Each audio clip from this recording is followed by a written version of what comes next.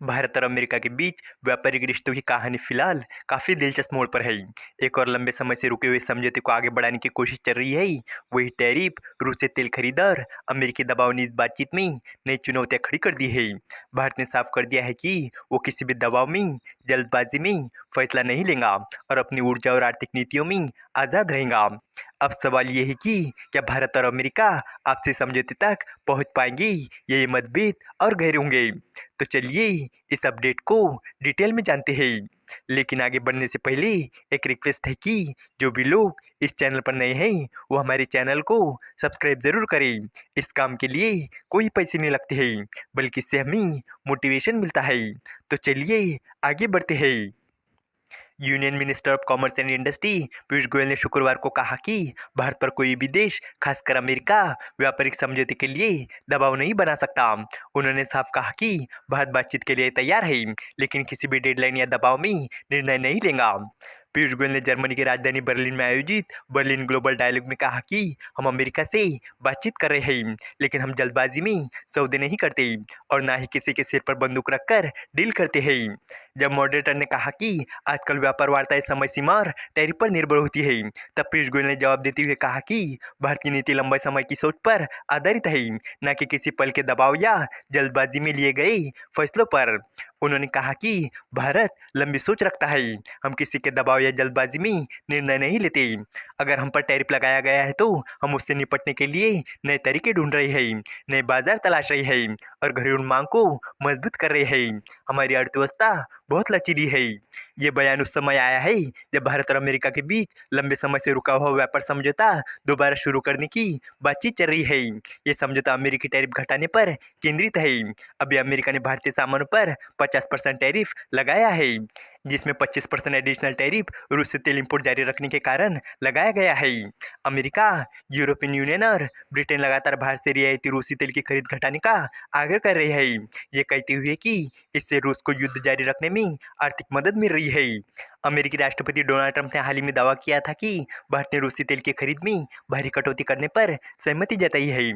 Trump ने कहा कि पीएम मोदी रूस से बहुत कम तेल खरीदेंगे, वो भी चाहते हैं कि रूस यूक्रेन वॉर खत्म हो।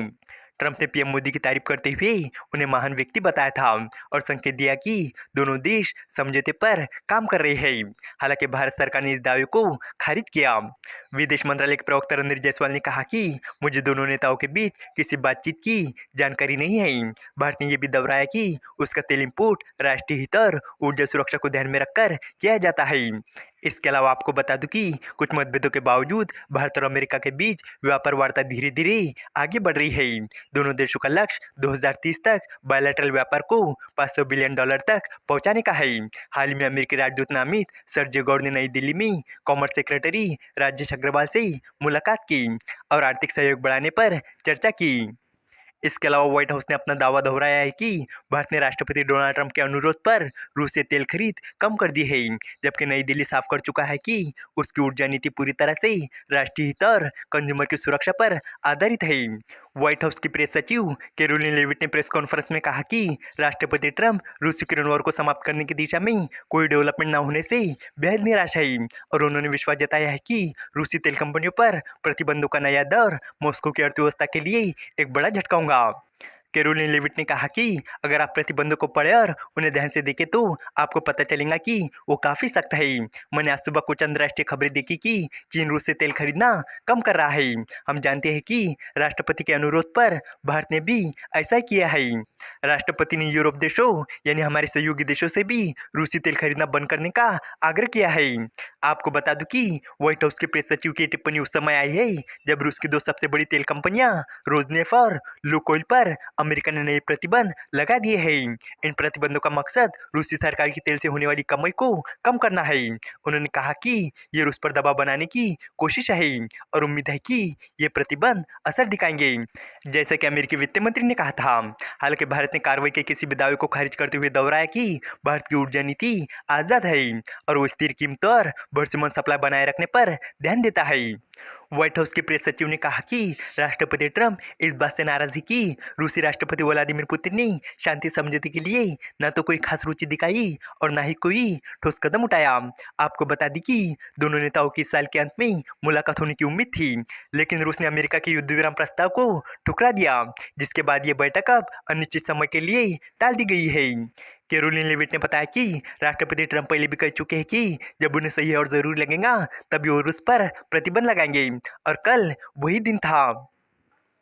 इस वीडियो का कंक्लूजन ये है कि भारत अमेरिका व्यापारिक रिश्तों की ये कहानी बताती है कि भारत अब किसी भी दबाव में झुकने वाला नहीं है। उसने साफ कर दिया है कि उसकी नीतियाँ राष्ट्रीय हित और लंबे समय की सोच पर आधारित है। अमेरिका चाहे टैरिफ या तेल खरीद पर दबाव बनाए, भारत अपनी ऊर्जा सुरक्षा और आर्थिक आज़ादी से समझौता नहीं करेगा।